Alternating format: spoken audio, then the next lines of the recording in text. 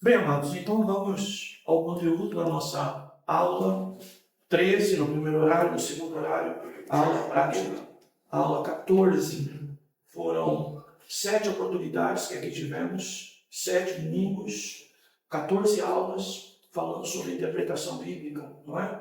Bem, amados, destacamos aí o texto de Romanos 15:4, pois tudo quanto outrora foi escrito para o nosso ensino, foi escrito a fim de que pela paciência e pela consolação das Escrituras tenhamos esperança. Esse texto de Romanos mostra bem, tá, queridos, a importância daquilo que está escrito.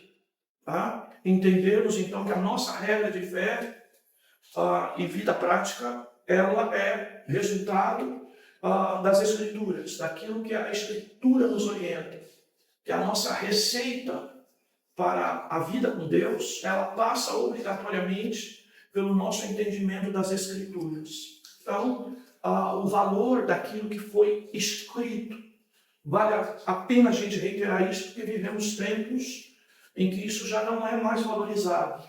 Nós vivemos, e fico até admirado, né? Inclusive, um pastor que foi meu aluno, inclusive, na faculdade teológica, se destacar aquilo que você ouve com certa frequência por aí, que é o tal pregação espontânea, tá? Onde a pessoa fala sem qualquer preocupação com aquilo que está escrito. Ela simplesmente começa a falar a respeito de Deus, usando inclusive a tribuna da igreja, tá?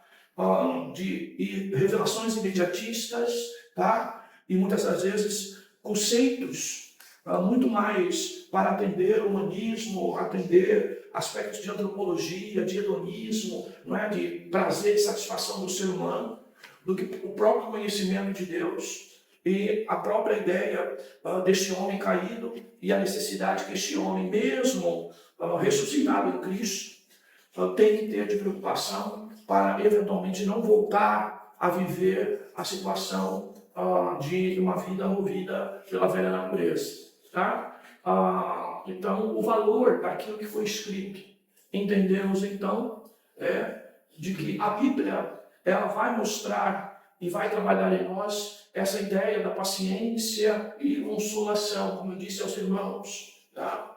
Uma das coisas que nós não podemos ter na vida com Deus é imediatismo.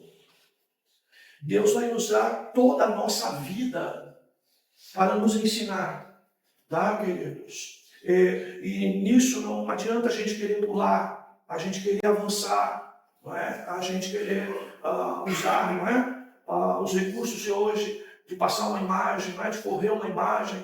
A vida com Deus não é assim. Então, num mundo hoje muito imediatista, eu e você precisamos entender que Deus vai nos ensinar aos poucos. Tá?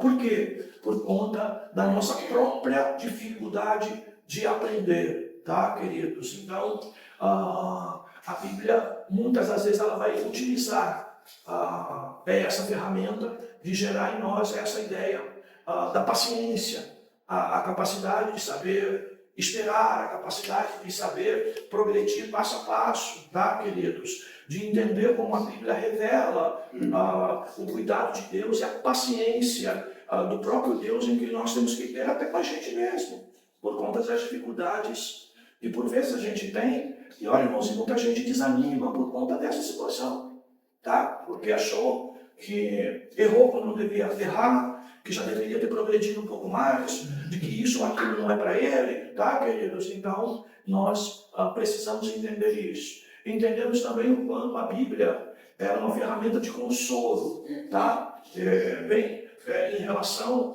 a exatamente essa ideia, a ideia do nosso progresso, da nossa capacidade de aprender, já que as Escrituras, elas foram feitas para produzir em nós ensino, não é? Então, nós precisamos entender tudo isso para que nós não venhamos perder a esperança, tá, amados? As Escrituras é um manual para a gente manter viva a nossa esperança, que por hora vai precisar de paciência, que hora vai precisar ser consolado, não é? E acima de tudo, entender de que ela está nos ensinando sempre. Tá bom, queridos?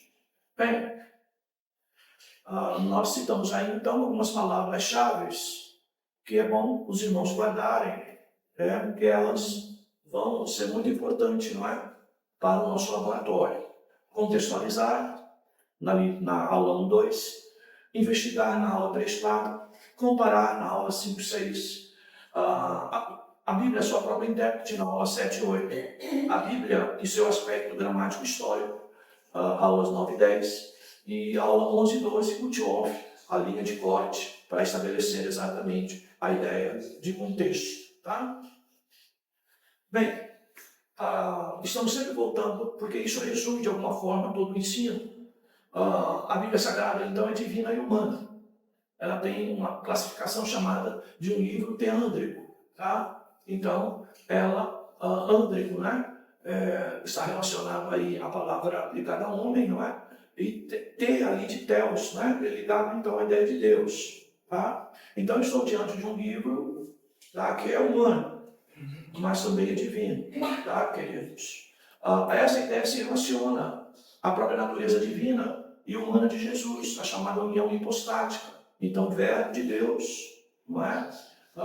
Se fez, então, carne. Então, nós temos aí as duas ideias. Não é? Então, se a palavra, não é? Se Jesus é a palavra, então é óbvio que estamos associando a ideia do Logos aí, não é? Dentro desse conceito de divina e humana. E também é resultado da colaboração, da inspiração de Deus e ação de autores humanos. Então a ideia de agiógrafos é exatamente essa ideia, de que há uma cooperação, tá? Há todo um cuidado de Deus para que ela seja inerrante, mas os homens são utilizados, não é? Como ferramenta de cooperação nesse processo. Bem,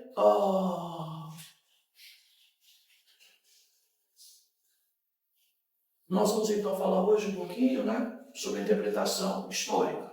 Falamos na aula passada sobre interpretação gramatical. Então vocês já entenderam, né, que por ser um livro e por ter cooperação, não é, e por ser escrito por homens, tá, então a Bíblia tem características de uma literatura humana, por conta dessa realidade. E é óbvio, por conta disso, que eu, então, uso, né, essa situação da gramática histórica. Então, essas duas ferramentas, a gramática histórica, ela vai me dar recurso exatamente para entender esse aspecto, tá, de uma literatura escrita por homens. Tá? Então, quando eu faço interpretação gramática histórica, é lógico que eu estou ouvindo a ideia dos homens. Para quem escreveu, para quem escreveu, para quem escreveu, onde escreveu, por que escreveu. Tá? Então, eu preciso primeiro entender isso. Tá? Então, nós já falamos sobre essa, ok? Como o homem fala, a gramática disso, a língua disso. Tá? E a questão histórica, então, nós vamos falar agora. Tá, queridos? Então, veja. A interpretação gramatical histórica, nós podemos dizer, né, que entender que elas são sinônimas, tá? Bem, anota aí que você tem que corrigir, tá? Essa primeira parte aí, né? Então, a interpretação gramatical histórica, tá? Nós podemos afirmar que elas são sinônimas, ou seja, tá? Aonde eu me preocupar com a língua, eu vou me preocupar, não é? Quem escreveu, quando escreveu, o que estava acontecendo, tá? Expressões de uma época, tá? Palavras que muitas das vezes representam um tempo, uma época, tá? Então, elas trabalham juntas. Então, eu preciso entender então, que deve existir, não é? Essa correlação aqui, tá? A língua e sua gramática foram resultado de circunstâncias particulares que somente a história pode mostrar. É exatamente isso que falamos. E apesar de intimamente entrelaçadas e não serem completamente separadas, é preciso mantê-las distintas para melhor elucidação. Tá? Então, é essa a ideia aqui, tá bom, queridos? Bem, alguns pressupostos pressupostos básicos para a interpretação da lógica histórica. Primeiro, teve sua origem de um modo histórico e, por consequência, só pode ser entendida à luz da história. Ou seja, não é?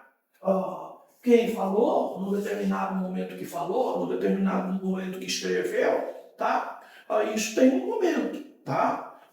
Então eu preciso entender isso, tá? Dentro desse momento, e esse momento é histórico. Uma palavra nunca é completamente entendida até ser aprendida como palavra viva. E aí, então, vai se falar muito sobre a alma do autor. Tá? Esse aspecto, então, a ideia, então, do psicológico que nós falamos já nas aulas introdutórias. Tá? Ou seja, quem fala, de alguma maneira, está falando um pouco daquilo que vive, ou daquilo que viveu, daquilo que entendeu sobre a vida. E isso tem seu aspecto histórico. Tá? Então, veja, nós somos resultados de muito da nossa história, tá? Então, hoje nós somos o que somos e é resultado muito daquilo que aprendemos ao longo de um tempo, tá? Então, este ser humano, ele é feito, então, a partir dessas partículas ao longo de um tempo, tá? É impossível entender um autor e interpretar corretamente suas palavras sem que ele seja visto à luz da sua experiência histórica, tá? Então, nós, na verdade, podemos dizer expressões como essa: filha de seu povo, filho de sua terra, filho de sua época, tá? Então, são coisas relacionadas à ideia, para você ver que o que se falou, o que se escreveu, tem a ver com a história. O lugar, o tempo, as circunstâncias e a visão do mundo e da vida em geral irão naturalmente alterar os escritos produzidos sob essas condições de tempo, lugar e circunstâncias. Ok, queridos? Exigências, então, ao intérprete, né? Ao exegeta, né? Vamos a algumas exigências. Primeiro, ele deve buscar conhecer o autor cuja obra quer explicar. Então, se eu vou pregar João, textos de João, eu preciso entender um pouco de João, tá? Aonde viveu, filho de quem, né? Qual a sua história, sua experiência com o próprio Deus, tá? Sua realidade de vida, porque tudo isso vai passar para aquilo que ele escreveu. Tá? Então, será sua obrigação reconstruir, tanto quanto possível, a partir dos dados históricos disponíveis, ou seja, o mundo do autor. Tá? Isso é muito relevante, é muito importante. Você vai ver que grandes exegetas, não é? Quando vão explicar a palavra, ele fala muito, ele usa muita expressão do próprio autor. Aqui Paulo, aqui Paulo, aqui Paulo, aqui João, aqui João. E fala de características pessoais, não é? O psicológico, o homem, né, em si, para levar então ele a escrever ao que escreveu. Por quê? É uma cooperação, não se despreza, tá? A característica humana do escritor, tá? Ele deve descobrir a importância extrema de se considerar as várias influências que determinaram mais diretamente o caráter dos seus escritos. Além disso, ele deve se transferir mentalmente para o século I. Aqui o escritor ele trabalha muito essa ideia do século I, se referindo muito ao momento, digamos assim, em que o cânon não é totalmente fechado, tá? E para as condições orientais, por exemplo, e não o inverso, tá? Então veja, eu preciso entender primeiro o autor e não querer levar para a Bíblia o que eu vivo para poder fazer a interpretação do texto. É o que o autor viveu, quem escreveu viveu, tá? Ainda características pessoais do autor, quem escreve, quem fala, familiarizar com sua vida e trajeto.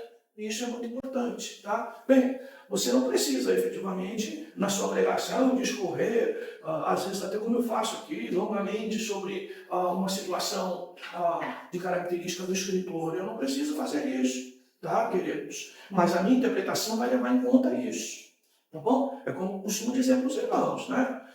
Você pode ler um versículo-chave de um texto, e não é porque eu não li o resto que eu desconsiderei, tá? A pregação, tá? Porque eu não levei em conta princípios de interpretação, tá? Então, quando eu montei a palavra, Eu, então, utilizei os recursos, ainda que para pregar, eu não venho a fazer isso, tá, queridos? Bem, circunstâncias sociais, geografia, tá, por exemplo, clima, relevo, vegetação, hidrografia, tá? Você vai ver por que a Bíblia tem mapa, tá? A Bíblia tem mapa. Se você pegar a sua Bíblia, né? As boas têm mapa, inclusive, para grandes passagens. Ela traz mapas, ainda que preto e branco, mas dentro da própria Bíblia. Mas no final da Bíblia, você vai ter uma série de mapas exatamente para você entender um pouco de tudo isso que nós estamos falando. Tá, queridos? Questões políticas, a geografia política, né? Também ideias de governo, alianças, inimigos, partidos. Tá? Isso são coisas importantes. Tá? Então, veja, quem lê o Antigo Testamento não pode aprender só sobre Israel, tá? Mas aprender também com os povos que Israel teve contato. Então, eu preciso também entender um pouco sobre Egito, sobre a Síria, não é? Sobre Babilônia, sobre Pérsia, não é? Sobre Roma, sobre Grécia. Tudo isso são povos que lidaram diretamente com o povo de Deus e que eles estão aqui e que não só podem ter sido influenciados pelo povo de Deus, mas também, tá? Foram também influenciaram também o povo de Deus, tá? Vice-versa, tá? As questões religiosas, tá? Elevação e degradação moral, a idolatria, tá? São situações relevantes, por exemplo, na Bíblia, e que eu preciso entender. Então, quando eu vou ler um texto, por exemplo, eu preciso saber que se naquele tempo histórico havia um tempo ou de avivamento ou de esfriamento, inclusive moral, já que o Antigo Testamento, grande parte das questões espirituais, elas se resumem muito à influência da lei sob o ponto de vista moral. Tá? Bem, a gente sabe que vida com Deus não é muito além disso, mas é esse tipo de coisa. Bem, no Antigo Testamento, por exemplo, nós vamos ver que parece que o maior problema em relação ao ser humano com Deus eram os outros deuses. Tá, queridos? Então, nós precisamos entender um pouquinho de aspectos de idolatria, porque nós vamos se deparar com textos em que a idolatria é tão presente, tá? No contexto histórico, em que ela vai, é lógico, determinar a minha interpretação, tá? De que o povo de Deus agiu assim, ou a escrita está advertindo isso, porque o povo estava envolvido nisso, tá? Se você, por exemplo, ler o texto do livro de Juízes, tá? Você vai se deparar com essa realidade muito clara. Como você ler e pregar Juízes se não tiver na sua mente exatamente isso? Degradação moral e aspectos de idolatria. Tá? Isso é inerente. Cada página de Juízes está falando isso. Tá? O povo era reconduzido por Deus. Deus levantava alguém para libertar o seu povo e novamente passava rapidamente, eles estavam de novo envolvidos em questões tanto de culto falso, a deuses falsos, também como vida com Deus falsa, tá? Por conta dessa degradação moral, tá? Nós vamos ver sincretismo religioso, nós vamos ver as próprias instituições, por exemplo, as festas, né, judaicas, entender um pouco disso, porque isso influencia na vida das pessoas, ritos cerimoniais, a própria lei mosaica, o tabernáculo e o templo, tá? A importância de tudo isso, tá? O modelo adotado pelo Reino do Norte, tá? Quando se separa do Reino do Sul, e que efetivamente estabelece de maneira institucionalizada a idolatria. Tá? Essa é a ideia, tá, queridos? O próprio Jonas, que sai desse contexto aí, você vai ver um profeta em nome de Deus que não entende as coisas de Deus.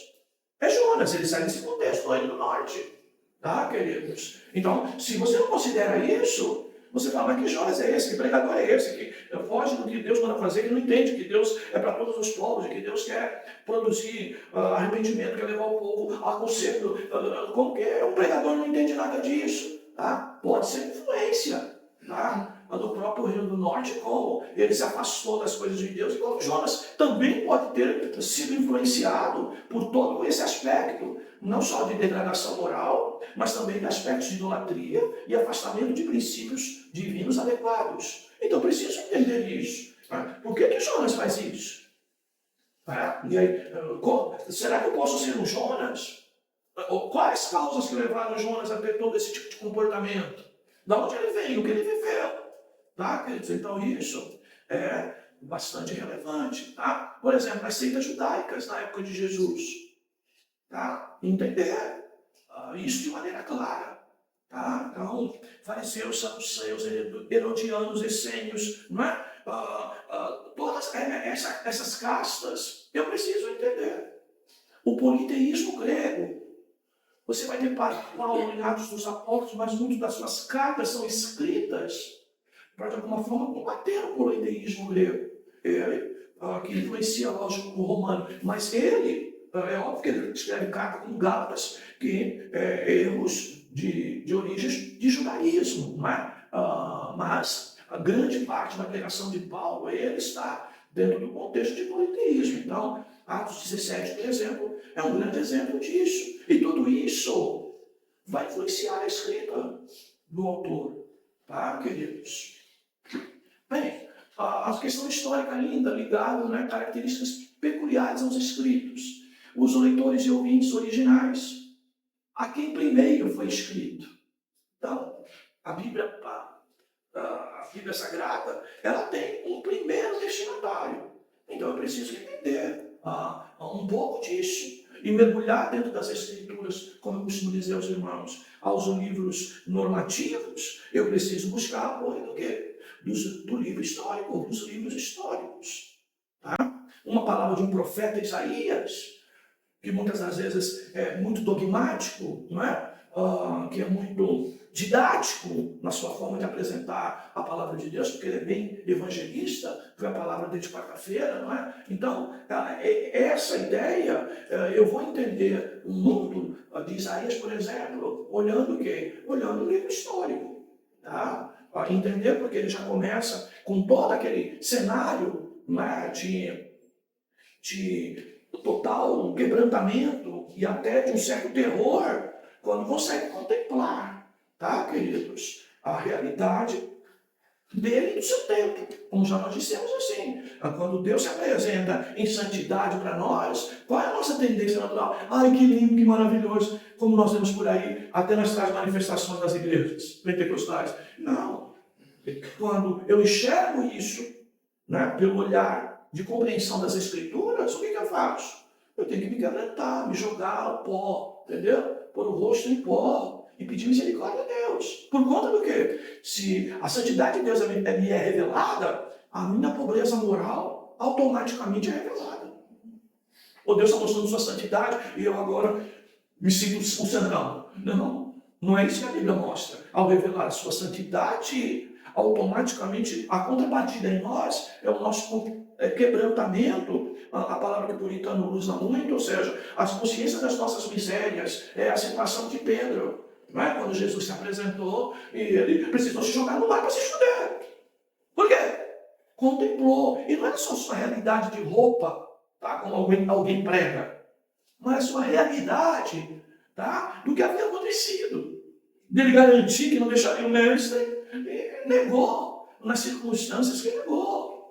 Frouxo, covarde. Não é? Aquele Pedro que era e se mostrou, não é? Tão valentão muitas das vezes, não é? Então, queridos, é essa coisa, tá, queridos? Bem, mas eu não tenho, às vezes, isso só nas Escrituras, e aí eu posso me valer de algum historiador que fez levantamentos e que há paralelos. Então, eu posso usar reconhecidos no meio cristão, como o Flávio José, não é unanimidade, mas ele é muito bem reconhecido, o historiador Flávio José, que é um especialista em quê? Em questões judaicas. Então, ele traz muita informação para nós, tá? De judaísmo, que é importante para nós compreendermos, principalmente o judaísmo da época de Jesus, já que nós temos, antes disso, um período interbíblico, não é? Em que, muitas das vezes, nós temos pouca informação, tá? E, às vezes, até nós somos condenados se nos aprofundamos em alguns textos para buscar aspectos históricos, tá, queridos? Então, essa é a ideia, tá? Então, veja, a questão do Flávio José, por exemplo, as guerras judaicas, a própria arqueologia, que é uma ciência nova, tá? mas que ela, sem dúvida, é muito importante para nos dar luz em determinadas situações, em determinados aspectos históricos, tá? E o próprio Talmud, história de como Heródoto, inclusive, falou, escreveu a respeito de coisas interessantes em que o próprio Paulo cita, né? De que os vossos poetas citaram, né? Coisas exatamente mostrando de que Deus também, de alguma maneira, usou, tá? O que a gente chama de revelação, não é? Geral, não é? Se revela através de outras coisas que estão no mundo, no dia a dia, e inclusive pode usar até algum recurso, como usou Ciro, como usou outros homens ímpios, gentios, podemos dizer assim, melhor a palavra, não é? E que foram usados pelo próprio Deus para trabalhar, para ser uma espécie de lixa ao povo de Deus, tá, queridos? Então, essas coisas são relevantes e importantes, tá? Bem, agora então nós vamos para a interpretação teológica, tá? Então, nós acabamos aqui a questão histórica. Então, humano, a gramática histórica, tá? Aí eu vou agora teológico, né? Ou seja, o que é teológico? Doutrinário, né? A fala de Deus no meio de tudo isso. Né? O que Deus quer ensinar de maneira mais objetiva. Então, o falar de Deus. Então, o ser divino, Deus falando alguma coisa. Então, é essa ideia aqui, tá? Então, esse aspecto divino, ou divino das Escrituras, eu vou, então, entender através desse pensamento teológico, tá? Então, isso é um lado divino, tá? E aí eu tenho que entender o quê? De Deus, certo? Eu tenho que saber de João, de Paulo, de Lucas e dos escritores, de Isaías, dos escritores bíblicos. Aqui, efetivamente, tem que conhecer de Deus. Tá? Muitos escritores de hermenêutica acham que as interpretações gramatical e histórica preenchem todos os requerimentos para a interpretação adequada da Bíblia. Eles, então, automaticamente não consideram o caráter teológico especial dessa disciplina. Então, muitas das vezes nós vamos ver pregadores que a gente pode chamar, por exemplo, o extremo do metodismo, do movimento metodista, por exemplo, que nasce bem, nasce trabalhando muito isso, buscando os porquês, tendo uma interpretação tecnicamente mais próxima, né, dessa realidade gramática histórica, mas o metodismo, o messianismo do metodismo, né, se afastou muito desse conceito aqui. E a gente pode ter pregador assim. Então ele vai ser muito metódico, muito detalhista, mas não tem vida com Deus. Você conhece o pregador quando isso ocorre, queridos? Tá? Você conhece. Tá, meus amados? Quando ele está vazio disso. Se você não orar, querido, se você não buscar a graça de Deus, mostrar a dependência de Deus, isso aqui não acontece, querido. Tá? Isso não acontece. Tá? O Grande Conrado, esses dias estava falando, pensa que um pregador bíblico ao pregar, depois que pregou, senta ali na sua cadeira e fica pensando, será que os irmãos gostaram? Será que os irmãos amaram a palavra? Será que fez bem a palavra? Ele vai dizer, o pregador bíblico não está preocupado com isso. Nem deve ficar preocupado. Nós temos que abrir mão disso. Essa parte que é do texto de Romanos lá inicial que falamos, que nós temos que aprender. Será que foi bom? Será que não foi bom? E se soube que alguém disse que não foi bom, o mundo desaba em cima da nossa cabeça. E nós temos que nos preocupar disso. Tá? O que nós temos que fazer? Não é? Antes de trazer a palavra, entender, tá? De tanta palavra que eu estou pregando, com a forma que eu me preparei, a forma que eu me coloquei na mão de Deus, mostrando o quê? Dependência dele, para que ele possa agir assim. Quantas vezes é um bufetão no nosso rosto? Preparando, trouxemos a palavra. E não é como a gente costuma dizer da cebola, não é? O nosso orgulho é que nem cebola, tem várias camadas. A gente tira uma e de repente tem outra, tira outra e tem mais outra. E aí vai. Tá, queridos? E quantas vezes a gente não teve o mesmo tempo, não teve a mesma condição, ou teve até dificuldade mental, entendeu, queridos? e para preparar aquela palavra, tá, queridos? E nós, eventualmente, chegamos aqui e Deus, então, nos mostra, não é? Nos dando uma palavra em que você vê, às vezes, resultados da igreja imediatos até. Não é para eu pegar e usar isso como, não, todas as vezes que eu prego, não é sem preparar, Deus me usa de maneira extraordinária, e agora, então, nunca me preparo. E aí, a gente cai nesses erros. Tá? Como também eu posso, né, irmãos, pregar só isso aqui, e se eu esquecer isso aqui de cima, o que vai acontecer? Eu vou ficar muito sincrético, tá? Muito místico. E aqui que vai me dar o equilíbrio disso. Tá? Então aqui eu posso ficar muito positivista, não é? E aqui eu posso ficar muito místico. Tá? Então aqui muita letra, ok? Muita história, muita ciência, e aqui pouco conhecimento de Deus, né? Pouco ciência teológica, né? Bem, há outros, no entanto, que são conscientes da necessidade de se reconhecer um terceiro elemento na interpretação da Escritura, além do gramático histórico, lógico, teológico. Por fim, desprezar o aspecto teológico é reduzir a Bíblia ao nível de qualquer outro livro. Então, aí, tá? Se eu esquecer isso aqui, eu reduzo a Bíblia a qualquer outro nível. Tá, queridos? Bem, aí o aspecto teológico parte da premissa que Deus é o autor das Escrituras. Apesar de usar a voz humana, a língua humana, a pessoa humana de um escritor, é Deus falando. Logo, é óbvio que ele é seu principal intérprete.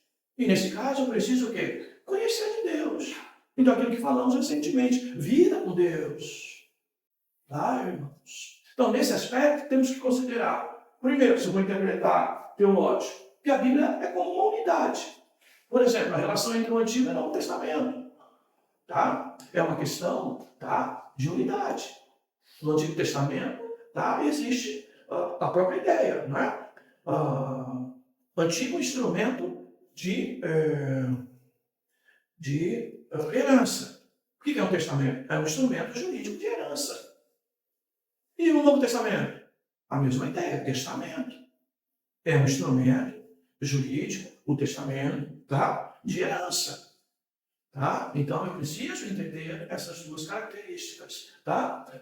E que elas têm correlações. São distintos, Antigo e Novo? Sim, mas eles formam uma unidade. Tá? A questão da redenção, eu preciso entender que tanto no Antigo como no Novo parte do mesmo princípio. Lá precisava, sem derramamento de sangue, não havia remissão de pecados. Se matava um animal para se fazer isso. No Novo Testamento, também aspecto de redenção. Jesus tem claro em cima do sangue, a morte de Jesus, o valor do sangue. Tá, queridos? Então, a questão da descendência pela fé. Tá? Ainda que no tempo de Jesus, não é? A ideia de este homem também é descendente de Abraão estava muito ligada à questão racial. Mas se você ler o texto de Gálatas, você vai ver que, não é? A descendência que é efetivamente valorizada é a fé, tá? A própria de Abraão e de qualquer todos os outros irmãos, que na galeria da fé de Hebreus 11 você vai ver, tá? Então, a questão da descendência pela fé, tanto no Antigo como no Novo. Se alguém acha, tá? Por isso que a gente cai nesse perigo tremendo que anda por aí, tá, irmãos? E que esse bolsonarismo aí trouxe, tá? Um erro a respeito das coisas de Israel. Então, a nação de Israel, então a terra de Israel, eu quero ir lá, pisar na terra santa, e etc, etc, porque é um povo abençoado. Desculpe, queridos. Desculpe. Que visão que nós temos de Israel? Então nós imaginamos que a terra de Israel geograficamente é abençoada, porque a gente também quer fazer do Brasil, essa terra do Brasil também ser abençoada que nem lá. E aí tem essas correlações, tá? Desculpe, né? A pátria amada idolatrada, salve, salve, tá, queridos? Que a gente traz para a nossa realidade. Olha, eu oro por Israel, mas que eles se arrependam. Aí tem uma igreja hoje preocupada só com o aspecto de etnia. Apenas de juições, como diz a ciência jurídica política, não é? Só de solo. Mas a questão da descendência é pela fé. Tá? Paulo, inclusive, vai falar de, não é, judeus étnicos e judeus espirituais. E o grande problema de Israel, de não receber Jesus como Messias, e que só vai cair a ficha enquanto nação, enquanto um todo, tá? Só quando cair na mão do próprio anticristo. Por quê? Vai oferecer o quê? Porque eles buscam a paz terrena, a valorização da nação. Olha, mas a gente não despreza nisso, mas a nossa fé não pode estar nisso, pelo amor de Deus. A gente vê o povo hoje, irmãos, entendeu? Como diz, ainda que eu não gosto muito dele, eu acho que soa falso, mas o tal deputado lá que disse que estava mais bolsonarista do que cristão. Tá? Bem, pastor que vira político para mim já mostra a sua, né? Que já se perdeu no caminho. Tá, queridos? Mas, queridos, é essa a história. Tá? O Tony, né? De Paula, né? Que é irmão do cantor José de Paula, né? Ele falando muito dessas coisas, né? Muito mais para justificar a sua ida do lulismo do que qualquer outra coisa. Mas essas questões que nós temos que aprender a separar. E a gente vive como forasteiro aqui e lutamos para que a gente não perca de vista a pátria celestial ou o nosso dia a dia para lutar por coisas dessa terra. Então você não sabe o que você pode falar com forasteiro e peregrino. Não sabe, querido. Não sabe. Tá, querido? Não sabe. Tá? Então Deus sempre quis revelar a Israel, nação, a sua necessidade espiritual, em primeiro lugar. Para calar o povo, não é? Que diz abençoado por Deus, mas que não recebe o principal. Ah, queridos. Confesso aos irmãos que às vezes isso me desespera. Sabe por quê, irmãos? Porque a gente vê uma nação toda pensando diferente da gente.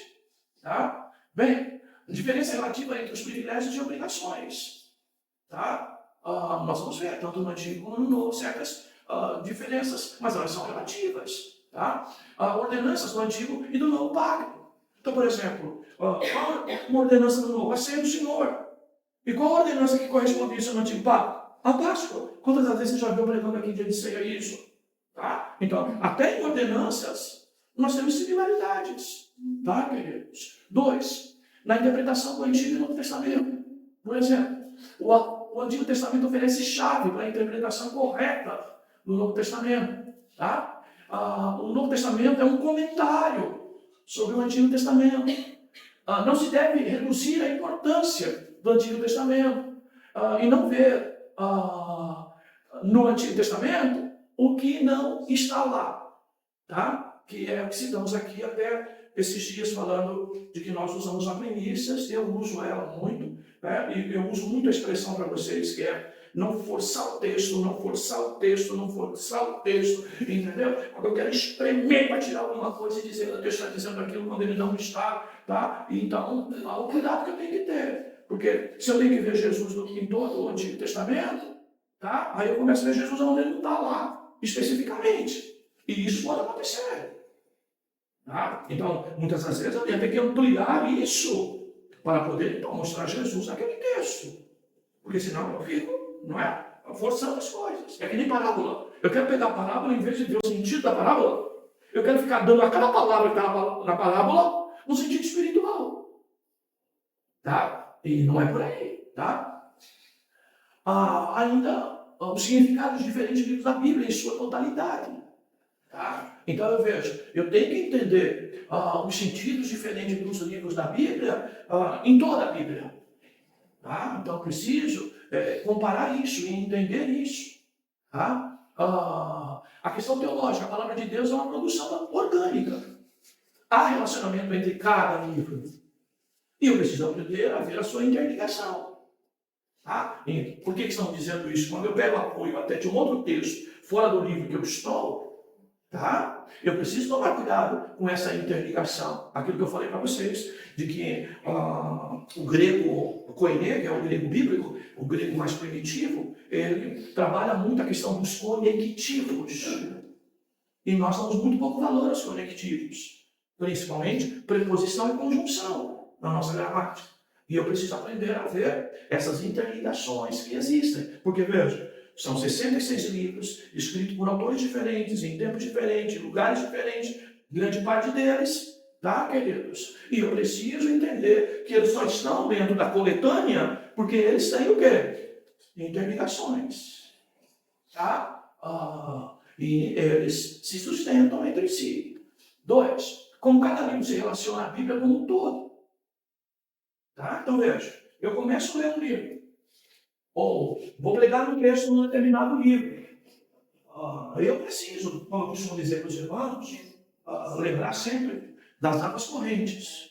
Então, quando eu começo a ler um determinado texto, eu preciso entender que ele está dentro de uma corrente de água, que vai de Gênesis até Apocalipse. E eu preciso entender que eu não posso sair dessa direção. Tá? Então, nesse aspecto, tá? A direção da Bíblia, ela também vai produzir em mim aspecto de entendimento do texto isolado. Então, veja, aí eu tenho que lembrar, né, de que a Bíblia, primeiro, é um livro de criação, depois é um livro de queda, depois é um livro de redenção. Eu preciso entender que as águas da Bíblia, num nível assim mais sucinto, que é a cosmovisão bíblica, não é? Sempre nessa direção. Tá? Há uma criação, uma queda, que é o pecado, não é? E há um aspecto de redenção. E quem usa, não é? A quarta parte, inclusive, que é a ideia da consumação. Que é o fim e o início de todas as coisas. Tá? Então, veja, eu preciso entender isso. Eu não posso fugir disso. Como que eu abro a Bíblia para ler ou pregar e eu não me encaixo dentro disso? Como que eu não consigo ver isso em cada página? Se a cosmovisão dela, ou seja, a direção, o sentido dela é sempre mostrar isso, convencer o homem ou o mundo do pecado. Como que eu posso ler Bíblia e não enxergar mais pecado? E isso todo dia não afetando a minha vida, me cobrando. Essa ideia da redenção. Como que eu posso ver a questão da queda, do pecado, a consequência dela, a morte espiritual, e não ver o meu Redentor? Eu sei que o meu Redentor vive. Como que eu não vou ver? Porque se isso aqui me dá desespero, essa é a grande boa notícia. Tá, queridos? E como que eu vou ver isso aqui? Por exemplo, na nossa condição de hoje. Como que eu nasci de novo e continuo fazendo coisa velha? Eu tenho que estar olhando isso aqui. E falar que nem 1 Coríntios 15. Tá? Ou até Romanos 8. Tá? Todas as coisas criadas, o mundo de maneira geral, não é? Clamam pela manifestação dos filhos de Deus. Por quê? Porque a criação, de alguma maneira, também sabe, tá? Que ela vai representar uma vida projetada sem os prejuízos da queda no dia que isso acontecer. Por isso, novos céus, nova terra. Tá, queridos? Então, eu preciso entender isso de uma maneira geral. Tá? Cada livro em conexão com as ideias dominantes da Escritura, que é essa cosmovisão aqui. Bem, o sentido espiritual da Bíblia. Tá? Então, se eu creio de que ela é divina, eu preciso entender que nela, apesar de coisas naturais da vida dos homens, Deus quer revelar aspectos espirituais. Tá? Então, uma posição equilibrada entre o espiritual e o literal, de que certas partes da Bíblia trazem, então, um sentido espiritual. Não que seja um segundo sentido, não que seja um segundo sentido, né? Aí é um segundo sentido, mas sim o sentido real da palavra. Tá, queridos? Então, como eu leio a Bíblia e vou querer só literal, se a própria vida com Deus é espiritual. E ser espiritual carece de muitos símbolos, muitas representações, tá? E que o natural, como é as palavras de Jesus, na verdade, é utilizado para explicar coisas espirituais. Tá? Quando Jesus começa as palavras, o reino de Deus é semelhante a... Então Jesus está falando a diferença entre o reino dos homens e o reino de Deus. mas que existe, não é? Semelhanças, links, não é? Conectivos, não é? Então, eu preciso entender isso. Não que haja um segundo sentido, mas sim o sentido real da palavra. É a própria ideia do Antigo e Novo Testamento. Quando você lê no Novo Testamento que o Antigo é sombra, mas não a imagem exata das coisas. Você tem que entender isso também quando você interpreta a Bíblia como um todo. Porque senão você fica o quê, irmãos? Numa letra que não salta, não pula. Tá? A palavra aí é o exemplo da água viva, que salta para a vida eterna. Tá, queridos? Então eu tenho que buscar elementos para definir esse sentido. Como que eu faço isso? A própria Escritura. Por exemplo, o Novo Testamento interpreta o Antigo, por exemplo. Aonde você vai ver o Antigo muito focado em coisas muitas vezes naturais. Né? Então a promessa de uma Canaã terrena, de uma nação terrena. Mas tudo isso vai representar uma herança que é dada por Deus. Mas todo mundo, todo Israel ficou nisso. Tá? E esse povo brasileiro por aí às vezes quer. Né? Feliz a nação do Senhor, né? Que Deus é o Senhor. Que nação é essa? Vós sois a nação eleita. Meu Deus do céu, não tem que pegar a Bíblia. O que é a nação eleita, irmãos? São os salvos em Cristo Jesus, pelo amor de Deus. O mundo já foi maligno, meu Deus do céu. Irmãos, difícil, porque tem gente que acha que descobriu a roda. Irmãos, nessas questões por aí. Meu irmão, cara, isso aí não pode ajudar a vida eterna. Então sai um pouquinho, não é? Não totalmente, mas sai um pouquinho. Não é? Dessas esperanças são em coisas terrenas. Existe uma relação simbólica da vida natural com a espiritual. A própria palavra de Jesus mostra isso. E não é errado. Então, às vezes, tem texto que eu prego aqui que eu sei que tem cabecinha aí que fica falando. Olha, só alegórico, só alegórico, só alegórico, só alegórico. Você não entendeu ainda o que é alegórico. Só alegórico, só alegórico. É que nem nós estamos na soberania de Deus, que tudo começa em Deus. E alguém fica falando, mas responsabilidade humana, mas responsabilidade humana. Mas quem disse que se despreza a responsabilidade humana? É fogo, irmãos. A repetição e a ideia é que a história volta com modificações. Eu preciso entender isso. Tá?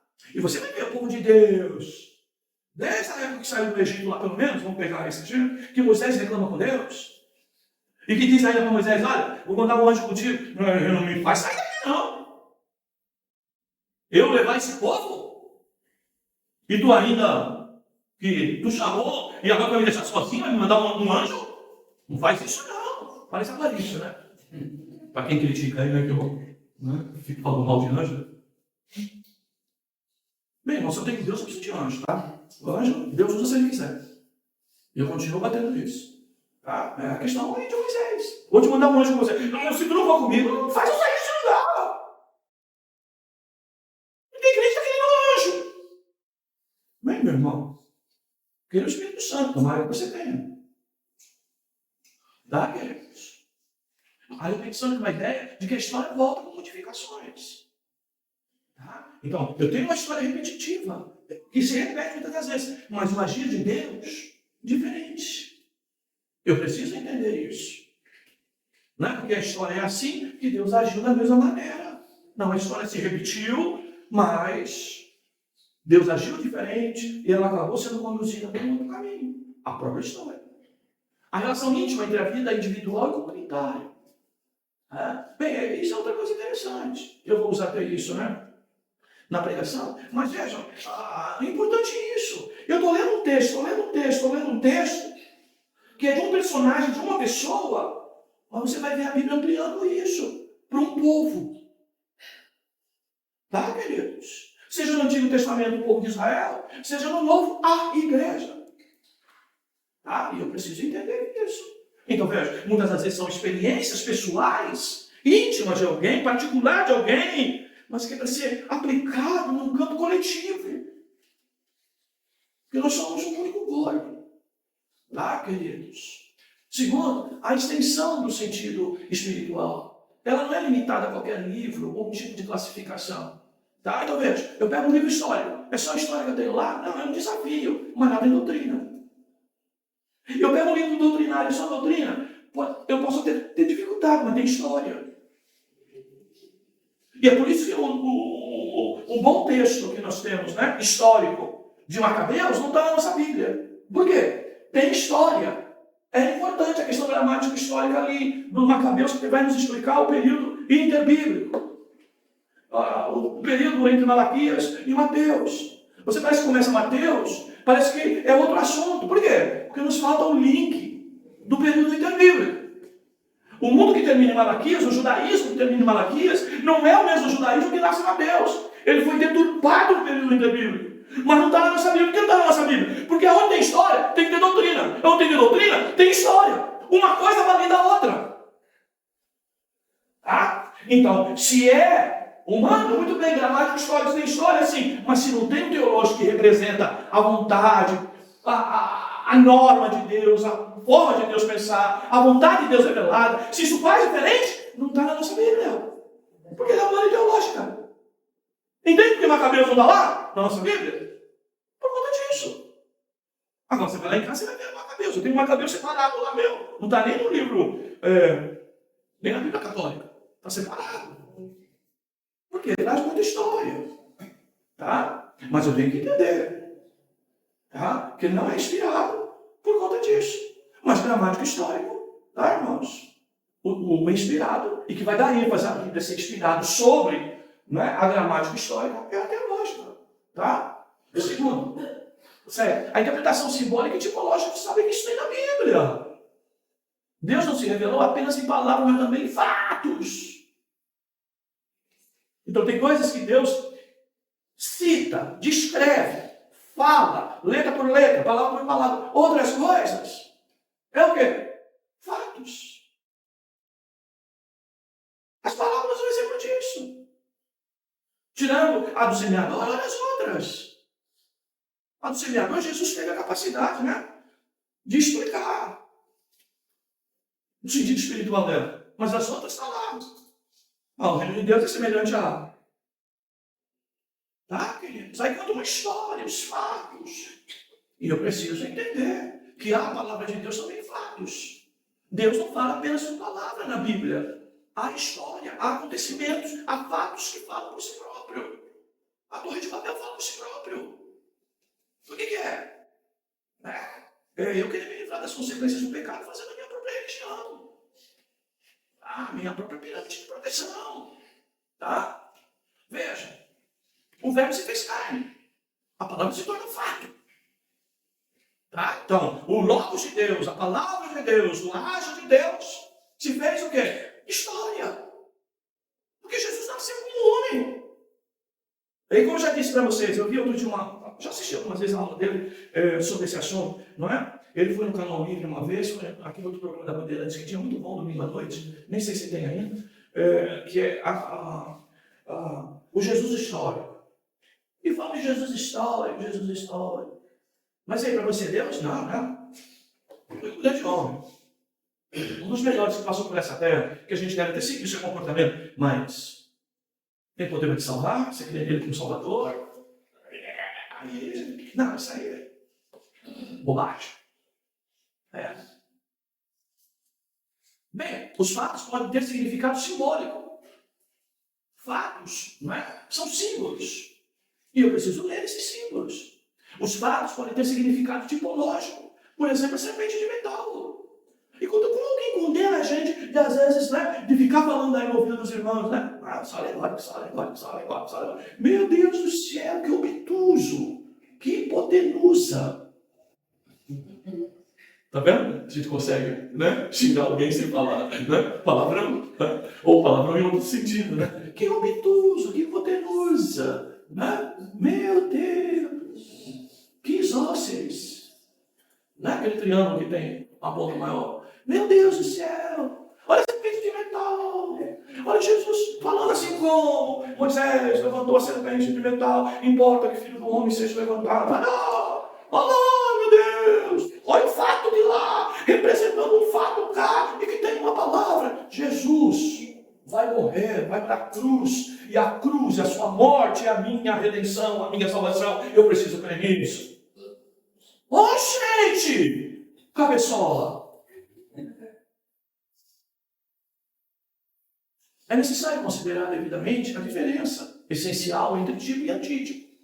Verdade, em estágio inferior e superior, exemplo Antigo e Novo Testamento. Não é que é diferente, não é que é outra coisa, não. Uma está revelada de maneira mais clara. Tá, queridos? Quem apaga a luz aí para mim? Apaga a luz aí para mim, por favor. Apaga a luz para mim, diácono. Aí de fora também, aqui de trás também. Apaga tudo. Apaga a luz aí de fora, de trás também, por favor. Isso, apaga isso aí. Isso, apaga do lado de trás, meu Deus.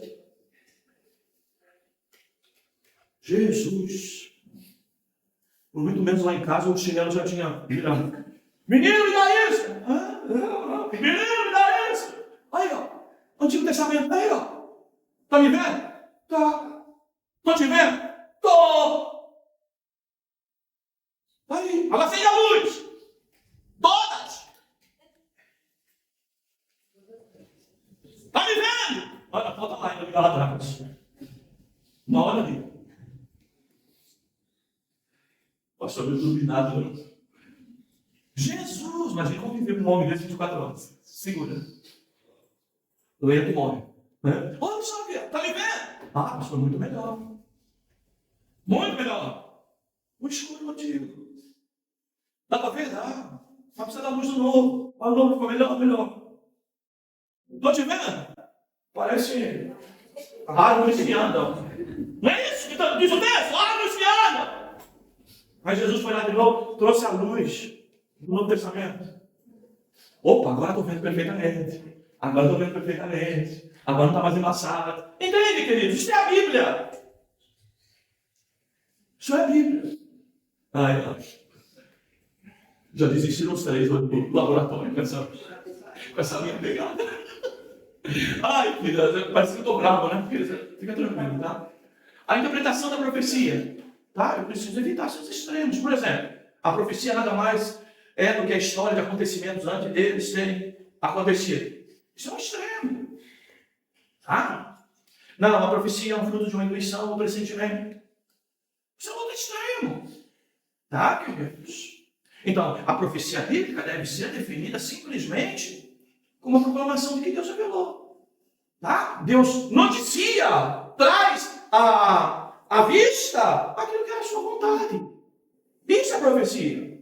E aí eu vou ter que juntar as duas coisas. Os fatos, olha o Apocalipse, né? Como a gente usa a interpretação, não é? Histórica ou pretérita, futurista. Ela tem uma mensagem que Deus quer revelar, mas ela também tem um acontecimento. As 7 igrejas da Ásia tem história, mas também tem futurista ali. Para toda a história da igreja. Tá, queridos? A profecia bíblica, a profecia bíblica, né, deve ser definida, não é simplesmente uma proclamação do que Deus revelou. A questão orgânica, entender que ela é viva. Tá? A relação com o fato histórico, como nós já falamos. A sua própria perspectiva, sua intenção, objetivo ou até a sua projeção. Né? Entender que frequentemente as profecias são condicionais. Por quê? Ela quer trazer a responsabilidade humana, sempre por isso a condição, embutir essa condicionalidade nossa, tá? De permanecer no Senhor. Tá? Frequentemente são condicionais, não são totalmente simbólicas, apesar da linguagem, tem coisa também histórica, tá? Coisas que fazem parte dos acontecimentos da época. Derivações, eu tenho que entender direção do Espírito Santo e também ações proféticas. Nós temos isso na Bíblia, tá?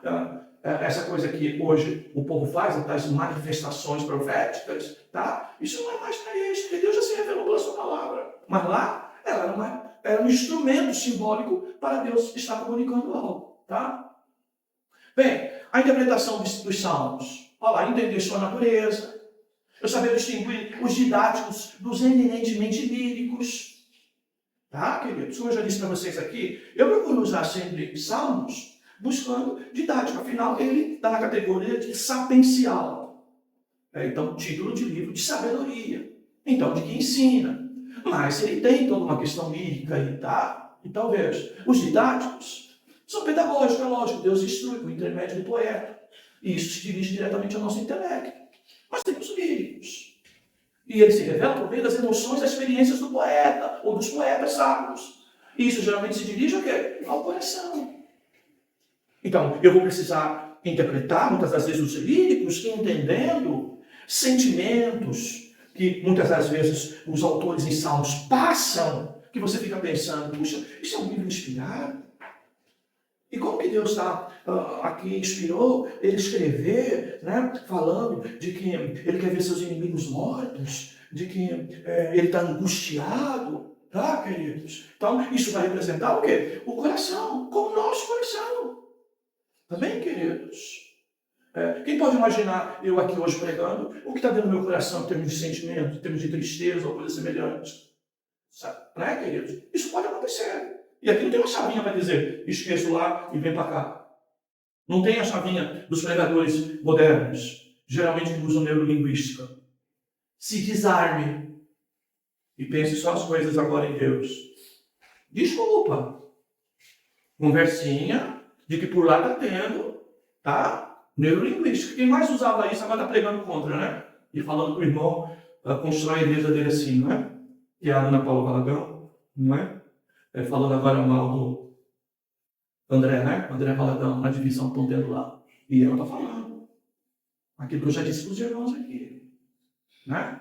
De uma irmã que estava dando um curso como esse, uma irmã, ou que está por trás da neurolinguística, uma irmã disse, pastor, como você está na igreja, você dá um testemunho nessa pregação. O que foi? Eu estava numa igreja tal, e a empresa me mandou fazer um curso. Eu fui fazer um curso lá, tinha uns caras muito esquisitos, mas técnicos, de terno, gravata, pareciam professores realmente e tal. Bem, pastor, era um curso de neurolinguística. Eu cheguei na igreja outro dia, o pastor disse que ia trazer, né, um pastor, um pregador aqui, e era o mesmo nome, e a mesma palavra que ele usou lá, ele estava usando aqui dentro da igreja.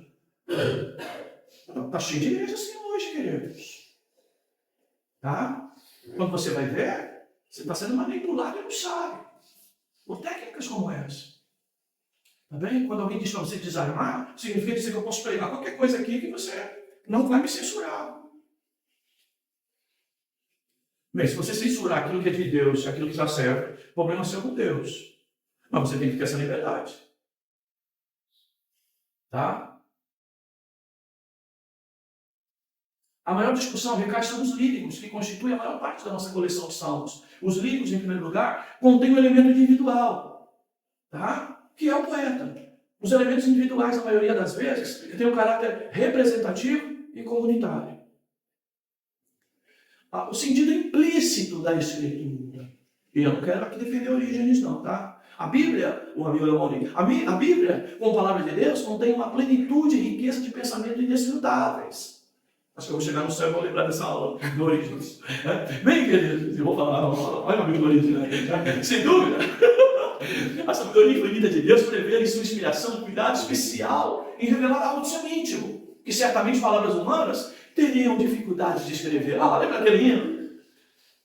Sublime amor, o amor de Deus, que a lira não traduzirá, além do mar, além dos céus, falando do amor de Deus. Ou seja, a poesia não pode traduzir o que é o amor de Deus. Tá? Então, palavras, gramática, história, um fato, um acontecimento, é muito pouco para falar da grandeza de Deus e do seu amor. É muito pouco. E só eu tendo essa visão de que a Bíblia é divina para entender, tá? Que existe um sentido implícito na Escritura que vai muito além daquilo que são palavras. Porque são palavras são limitadas. Nós mesmo aqui não falamos, quantas vezes vemos aqui pregar, e o irmão Jadel não vai pastorar aquilo que era o principal, eu esqueci da palavra. Né? Palavras são palavras. E as nossas limitações a Deus corrige. Né? Aí o irmão Jadel não é inspirado. O irmão Jadel pode ser iluminado. Tá? Inspirado ou não. Tá? Bem, queridos, é essa a realidade. Tá?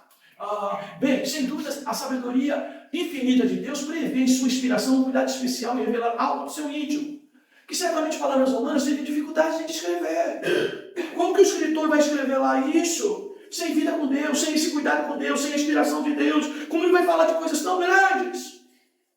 Paulo se recusou muito em falar sobre o céu. Ele disse, olha, são coisas tão lindas, tão belas, que eu não deveria escrever. Tá, irmãos?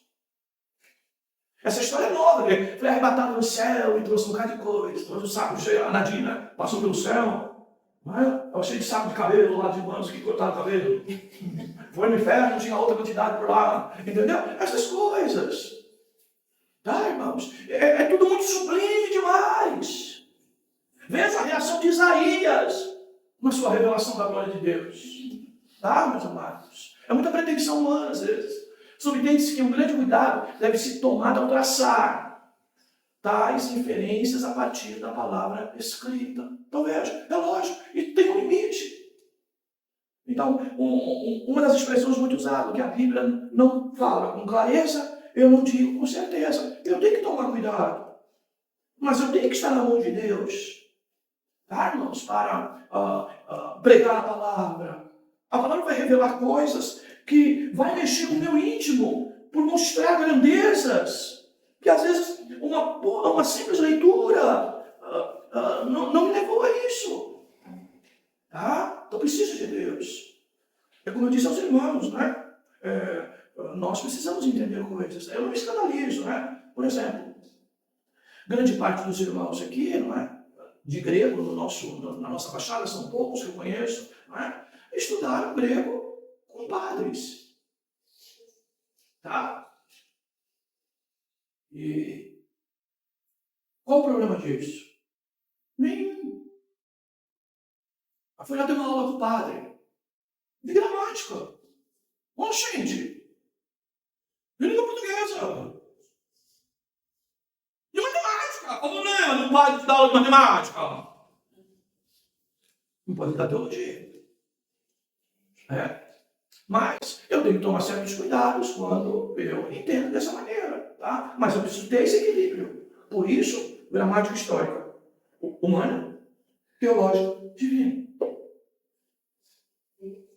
Bem, estamos chegando no final. Elementos da interpretação teológica, paralelos reais ou ideais, tá? Distinguir isso de semelhantes, paralelos históricos, fatos, acontecimentos e narrativas, que às vezes podem ser muito próximos, muito semelhantes, mas está ensinando outra coisa, tem que tomar cuidado com isso. Paralelos didáticos, tá? Ensino, doutrina, norma, orientação, eles se diferem, ou melhor, e orientação. Eu também tenho que fazer esse paralelismo. Eu posso fazer paralelismo apenas didático, não só em questões históricas. Se tiver o mesmo tema, mas termos diferentes, eu posso às vezes ter dificuldade de entender que aqui está ensinando a mesma coisa que aqui, porque aqui está usando termos diferentes. E aí eu preciso me enriquecer um pouco mais gramaticalmente para entender, tá? Que é o mesmo tema, é o mesmo assunto, apesar de usar termos diferentes, ou palavras diferentes. Pensamentos e expressões, mas em contextos diferentes. Tá? Então eu posso ter pensamentos e até expressões, mas o contexto é diferente, então o sentido daquilo ganha uma outra realidade. Situações e ocasiões diferentes, em locais diversos, porém de ensino igualmente adequados. Eu posso ter situações diferentes, histórias diferentes, mas o ensino é o mesmo. E eu posso também fazer esse tipo de comparação, ou seja, Bíblia com Bíblia, ok? Palavra de Deus com palavra de Deus. Tá? Citações do Antigo Testamento citadas no Novo, tá? Citações até do Antigo, citadas no Antigo, mas em termos muito extremos, vou usar isso no segundo horário. Tá? Fim preditivo, direto ou indireto, tá? Ou seja, uma palavra que tem a ver, não é, com a ideia de estabelecer algo, tá? Futuro, né? Preditivo, para estabelecer princípios doutrinários.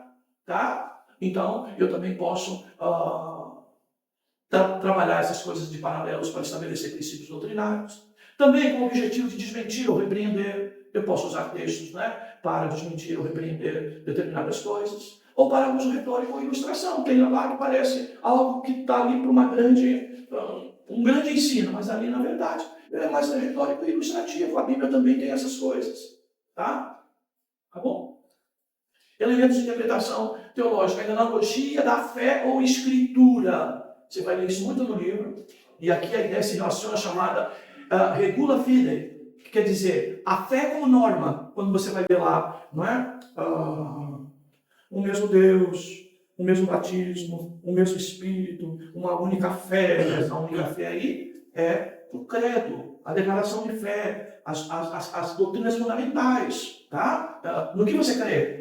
Qual a tua fé? Então, está relacionado a isso, tá, queridos? Então, sempre a estabelecer a ideia de uma escritura, tá? Então, eu preciso ter essa interpretação teológica, tá? Eu tenho uma analogia também positiva, quando ela é clara e objetiva, e tenho uma analogia geral, que não são explícitas, mas são óbvias, tá? Definição de valores, tá? Então, eu preciso aprender número de passagens que confirmam a mesma doutrina. Eu posso fazer isso. A unanimidade das diferentes passagens. Eu preciso aprender a enxergar isso. Por exemplo, é uma matéria na teologia que a gente chama de contradições bíblicas. Então, a Bíblia tem contradições, né? Tem matéria como essa. Por quê? Porque, eventualmente, você pode ler um texto, não é? E achar que o outro texto desfez aquele texto. E você precisa entender essas coisas, tá? A clareza da passagem, a distribuição das passagens.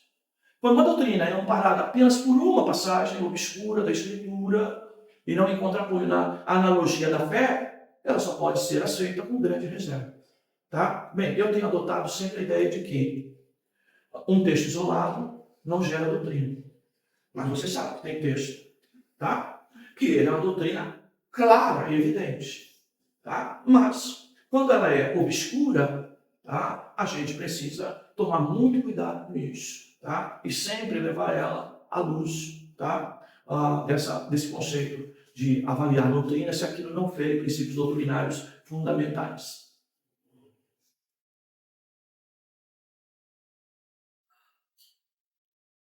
Graças a Deus.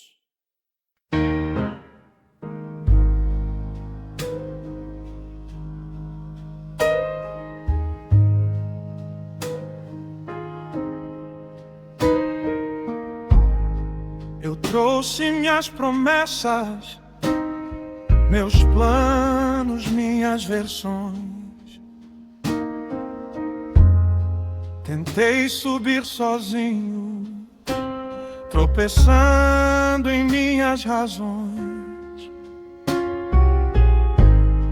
Carrego culpa antiga, tão pesada em minhas mãos. Até sentir teu toque, desarmando meu coração. Tua graça me achou na escuridão, me tomou pela mão, me pôs de pé. Tua cruz desfez o peso, a acusação. Só tu, Jesus, podes me salvar.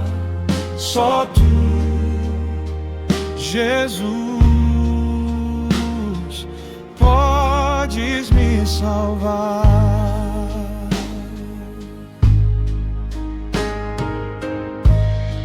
Não há medalha humana que compre o teu perdão. Minhas obras são trapos diante da perfeição, mas o teu sangue clama mais alto que a minha dor. E o Espírito me mostra quem eu sou em teu amor. Tua graça me achou na escuridão, me tomou pela mão, me pôs de pé. Tua cruz desfez o peso, a acusação. Só tu, Jesus, podes me salvar. Só tu,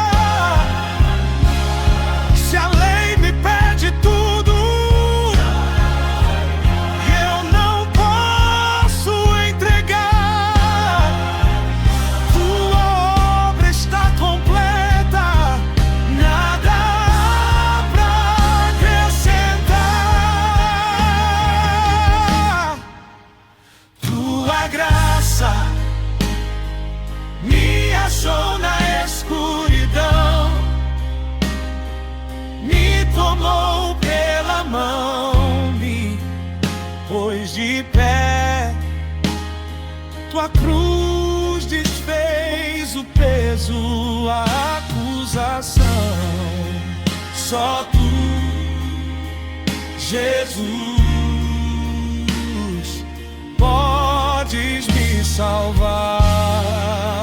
Só tu, Jesus, podes me salvar. Só tu, Jesus, podes me salvar.